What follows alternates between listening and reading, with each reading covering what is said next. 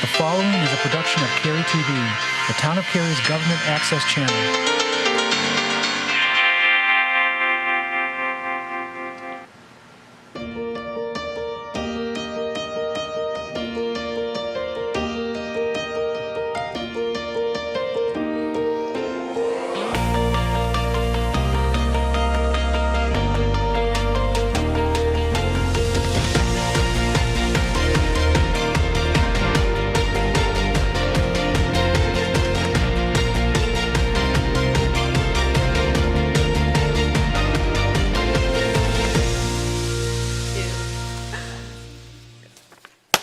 Call to order the June 9th meeting of the Cary Town Council. Not with us this evening is Councilmember Bush, and Councilmember Yalu will be here a little bit later, not earlier. And also our town clerk is not here. We have Deputy Town Clerk Julie Clifton with us this evening, and our town clerk is on maternity leave. Her son Wyatt was born on May 26th, so we're very happy for their family, and baby and mom and dad and the other family members are doing very well. So we wish the best for them. To start off this evening, I want to remind everyone about a couple of things going on. So as you may know, the month of June, we celebrate Pride Month and Juneteenth. During Pride Month, we like to shine a light on the town of Cary's year-long commitment to celebrating diversity and treating all people with respect in our community.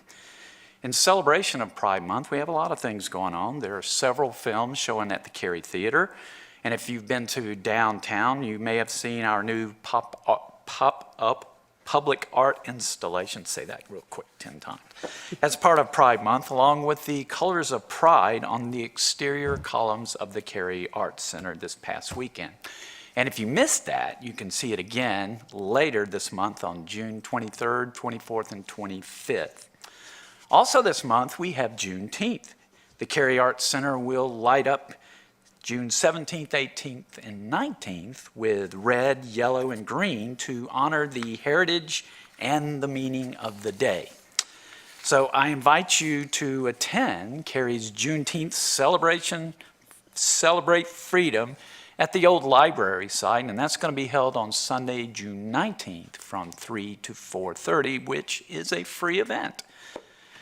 That same evening at 6:30, the Cary Arts Center, there is a Fire of Freedom performed by Mike Wiley, and tickets can be purchased online or at the box office at the Cary Theater.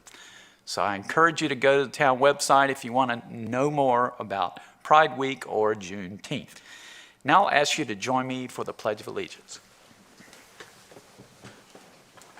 I pledge allegiance to the flag of the United States of America, and to the republic for which it stands, one nation, under God, indivisible, with liberty and justice for all.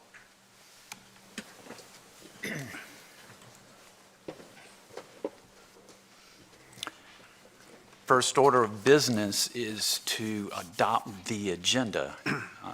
Any changes to the agenda? If not, I would entertain a motion to adopt the agenda. So moved. There's a motion. Second. And a second. Discussion. All in favor, please say aye. Aye. Any opposed? Motion carries unanimously. That takes us to recognitions, reports, and presentations.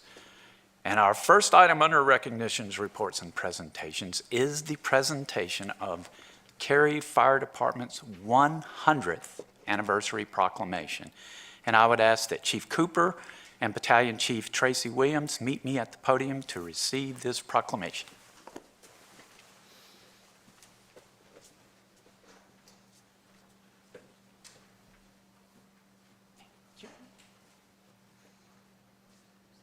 Before I read the proclamation, I wanted to share a little history about Cary Fire Department. I know I'm taking your place on this, Ed. Sorry about that. But it's pretty fascinating about the Cary Fire Department. On June 6th, 1922, Jack, do you remember that? The Cary Town Aldermen, they were called aldermen back then instead of council members, appointed L.A. Cathy in charge of organizing a fire company so the town would no longer have to rely solely on outside agencies for fire protection. Well, that was pretty cool. Then on May 1st, 1923, Mr. H.H. Waddell was appointed Cary's first fire chief. The town's first fire truck was delivered on February 1924 and was housed in a metal garage. The first recorded budget for the fire department, $8,000, $651.07, and that was in 1936. And the first paid firefighter, well, that was in 1956, and that was Boyd Wilson Jack Morris. The town's first full-time fire chief was hired in 1963, Calvin Beck. So while much has changed during that time, one thing is not, and that's our department's commitment to safety and the well-being of our citizens. Today, Cary has 9 fire stations, 6 apparati, I'm not sure how that's, 225 personnel covering more than 58 square miles. And the fire department has responded to, get this, over 12,000 calls last year. Wow. An amazing group of people. And to honor our firefighters, I would like to read the following proclamation.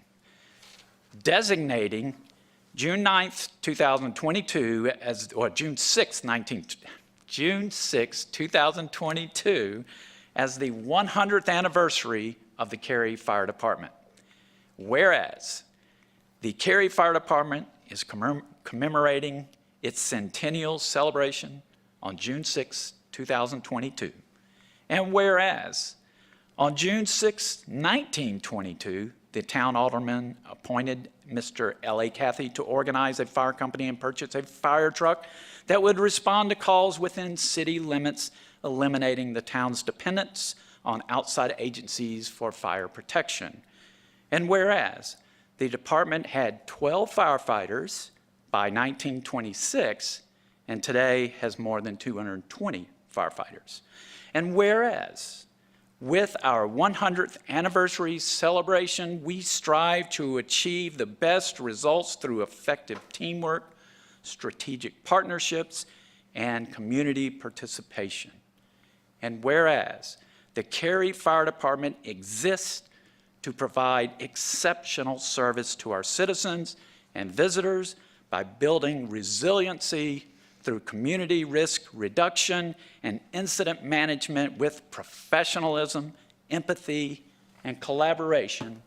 Now, therefore, I, Harold Weinbrecht Jr., Mayor of the Town of Cary, on behalf of the entire Cary Town Council, do hereby designate June 6, 2022 as the 100th anniversary of the Cary Fire Department, and I encourage all of our citizens to join me in thanking the Cary Fire Department for their outstanding service and dedication to our community. Proclaim this 9th day of June, 2022. God bless.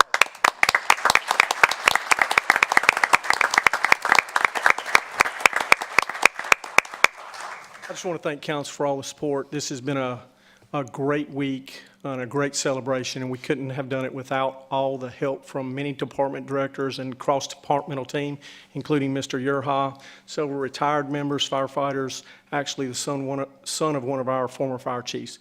And leading up all those people was Chief Williams, and I want to give her a special thank you for all her work, and thank you for all your support.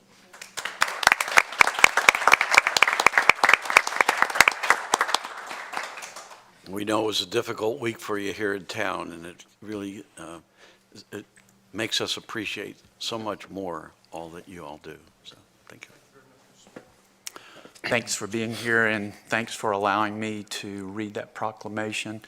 I do get a little tongue-tied. It's been a couple of months, Don. So I'm struggling a little bit, but I'll try to get better. So now we'll turn it over to the town manager for his update. Thank you, Mayor, Council.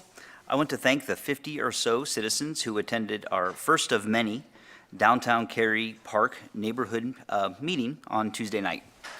Park General Manager Joy Ennis did a great job of engaging with the citizens, and I appreciate the opportunity to help answer questions. Traffic, safety, trash, and pedestrian access were a few of the main topics that that we shared with the group, and we don't have a lot of detailed answers at this point, but we promised them that we would learn and we adapt very quickly. What I did promise is that the park would be safe, likely one of the safest spots in a very safe community, and that the traffic would be managed as we get closer to next year's opening. Though, as those details become clear, we'll continue to share with them. Joy has planned future neighborhood meetings every few months, as I said earlier. Those, along with the park's website, newsletter, social media, and 311, will help us learn and respond to questions and concerns. Those who attended the meeting were uniformly positive about the park, which was amazing, and we will endeavor to keep it that way through careful planning, constant learning, and incredible responsiveness. That concludes my report, Mayor. Thank you, Mr. Stegall. We now move to the third item on the agenda, which is Public Speaks Out. We've included instructions for speaking at this forum on the printed agenda and online. There were 3 opportunities to participate in Public Speaks Out through written comments, calling in, or attending here in person tonight. If you are here in person and would like to speak, I would ask you to take a seat in the rows to my right that are shown as reserved. Public Speaks Out speakers have 3 minutes each for their comments, and speakers may speak on any topic as long as it's not a public hearing, and that's to your benefit because you get more time at a public hearing. The 3-minute time limit will be enforced to be fair to all of our speakers, not be rude. There's a timer on the podium, starts off with a green light. When it turns to yellow, that means you have 30 seconds remaining. And when it turns to a flashing red light, that's the point I'll interrupt you. Again, not trying to be mean or rude, but trying to be fair. I thank everyone in the audience for understanding that this is a business meeting and respecting that this is a business meeting. Please do not applaud, make remarks from your seats, or anything else that may distract from the meeting. So now is the time for Public Speaks Out, and I would like to call on our clerk first to read any written comments and recognize any call-in speakers, and then we'll follow up with the in-person speakers. We had no written comments, call-in speakers, nor registered speakers. Very well. So now's the time for our in-person speakers, and I would ask the first speaker to approach.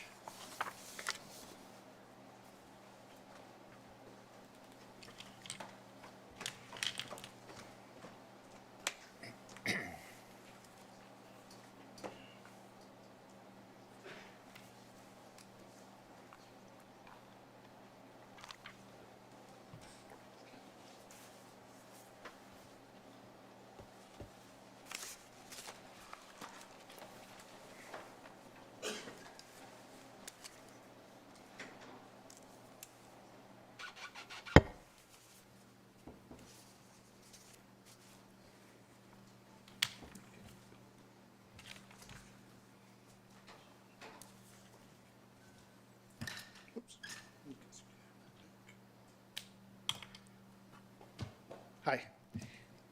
A blue whale's vagina is so big and deep. Can I get you to 6 give your name Oh, sure. first? Thanks. Zach Brown. Thank you, Mr. Brown. A blue whale's vagina is so big and deep that 5 to 6 men can easily lay down in it, making it the world's next biggest pussy after the Uvalde Police Department. A moment of silence at the NCFC soccer match on Saturday night, May 28th, for the victims of the shooting. Coach Kerr of the Golden State Warriors basketball team uses his playoff conference time to demand Congress act on federal legislation requiring background checks for gun sales. A Republican from Michigan expresses concerns that banning any weapons infringes on the Second Amendment and is a slippery slope toward banning all weapons and taking away our freedoms. These are the responses I've personally been exposed to after the school shooting in Uvalde, where 2 teachers and 19 children were murdered by a man with an assault weapon. It's disgusting and inappropriate. Hi, my name's Zach Brown. I live in Cary. I have a newborn daughter, and I'm very concerned about gun violence in our country, but also our response to gun violence. Time and time again, we hear of a mass shooting, and yet no significant action is being taken to stop it. Other countries have paved the way for us years ago by banning assault weapons, an action we could have and should have taken years ago, but have not. 2 teachers and 19 students are killed by an automatic weapon, yet the people of the country don't seem fazed. Why are we not rioting in the streets for change right now? 2 teachers and 19 students die, and everyone wants to have a moment of silence and suggest that this is a mental health issue. Let's be clear, this is a gun control issue first and a mental health issue second. Mentally unhealthy people cannot mass murder innocent children if they do not have access to assault weapons. Assault weapons which are intended for war, by the way, not as a means of self-defense from your neighbor. People are welcome to defend themselves with pistols and shotguns in their own homes. How many children have to lay down their lives before we will decide enough is enough? Who are we protecting by allowing these weapons on the streets? Father-son duos wanting to go on the fire range to fire their AR-15s? It's going to be difficult for fathers of children killed in the latest shooting. I'm sick and tired of gun enthusiasts claiming that their right to these weapons is above our children's rights to feel safe in public. Not even to be safe, but to feel safe. Ask any child in the country today if they feel safe at school. We already know the answer, and we certainly know they're not safe. Our response to gun shootings has been active shooter drills. Rather than protect our children from the guns, we're teaching them how to hide from them. It's pathetic and disgusting, and it's completely inappropriate. Background checks, stricter gun controls, active shooter drills, none of this is enough. We need to go to the heart of the problem. We need to ban assault weapons. So I'm here to ask, what is the town of Cary doing about gun reform? We have the ability to act locally, and I'd just like to know why we're not taking action. Thank you for my time. Thank you, Mr. Brown. Next speaker, please.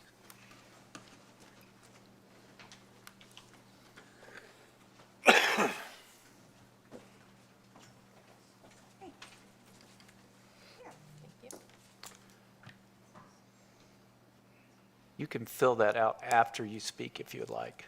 Totally. All right. Hi, everybody. I'm Beth Shank. Am I good to go? What was your name? I'm sorry. Beth Shank? Thank you. Yes. Short and sweet.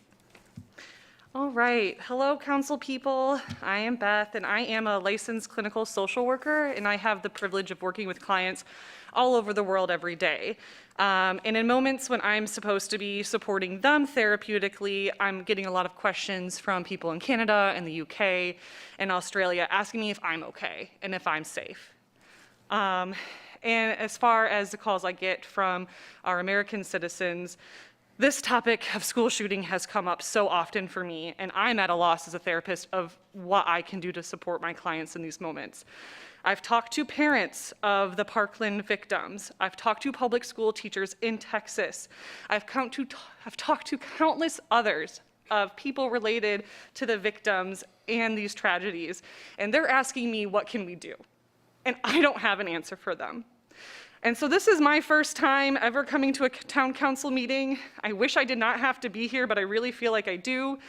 And after last shooting, and I don't even remember what the name is because there's been so many since the school shooting that happened, the meeting I watched online stated that you were increasing police presence in schools to help keep the kids safe. And I'm just wondering to what effect, because what's this going to achieve? We've proven through research, we've proven through these school shootings that police in the schools is actually detrimental to our students, and it is not effective in keeping them safe.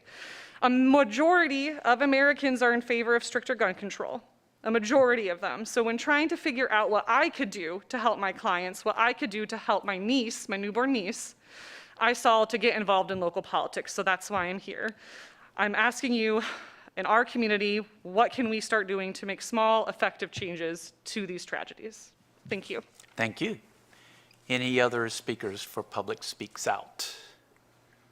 Anyone at all? Seeing no one, I'll close Public Speaks Out. And I would ask our town manager, maybe our public safety director, police chief, I'm trying to see who's here. There they are.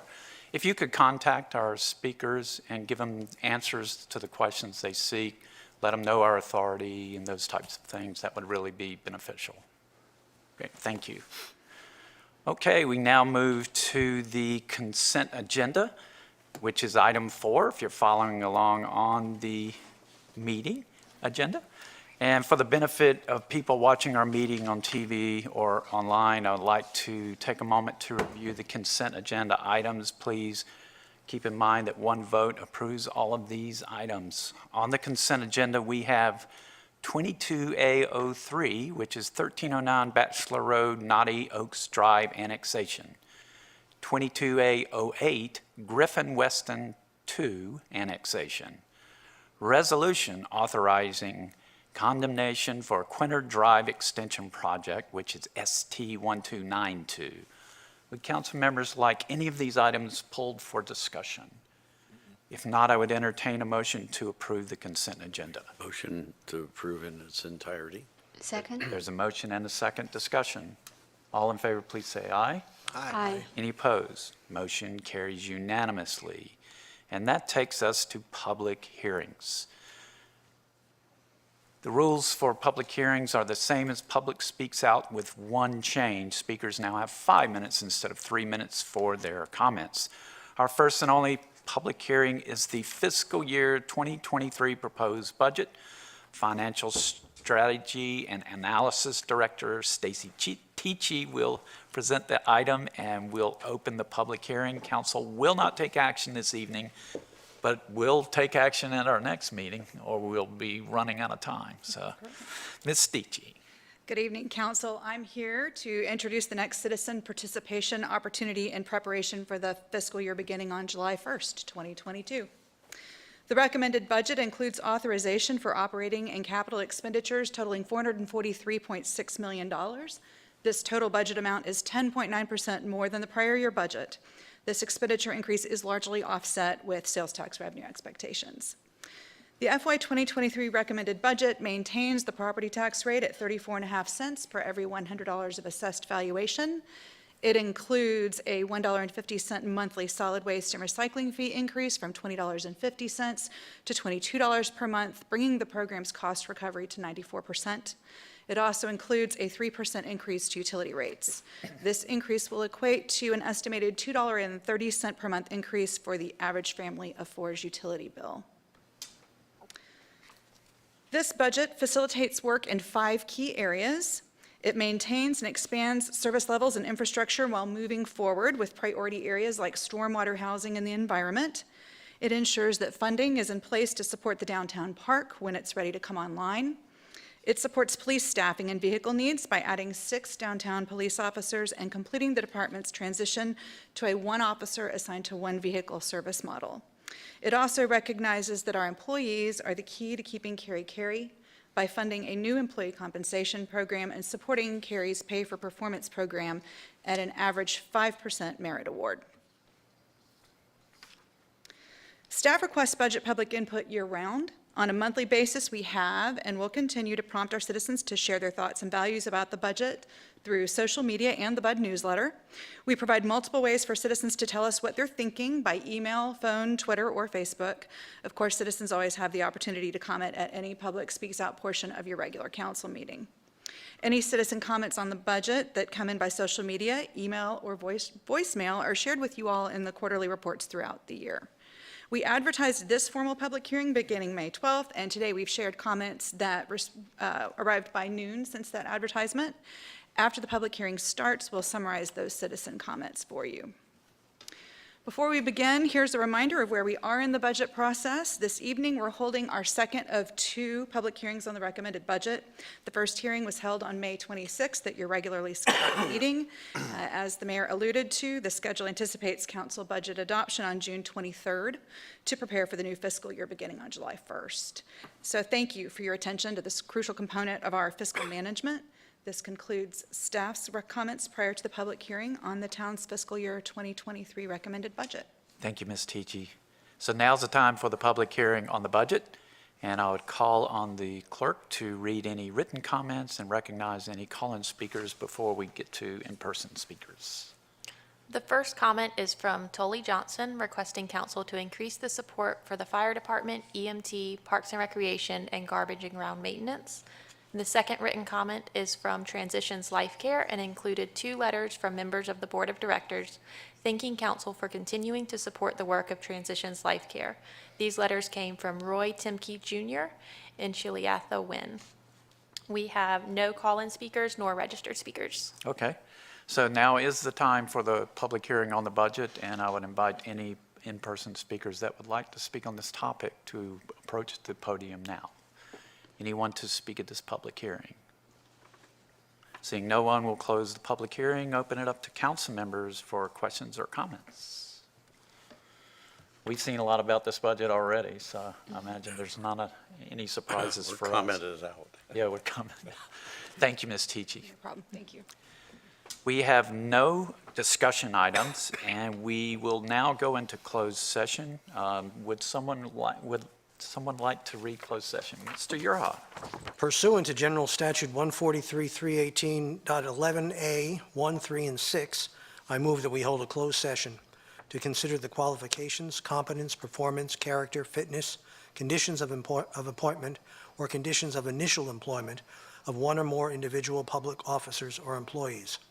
2, to consult with attorneys employed by and/or retained by the town in order to preserve the attorney-client privilege between the attorneys and the town. And finally, to prevent the disclosure of information that is made privileged or confidential pursuant to the laws of the state or not considered a public record within the meaning of Chapter 132 of the general statutes. There's a motion Second? and a second. Discussion. All in favor, please say aye. Aye. Any opposed? Motion carries unanimously, and we will now go into closed session.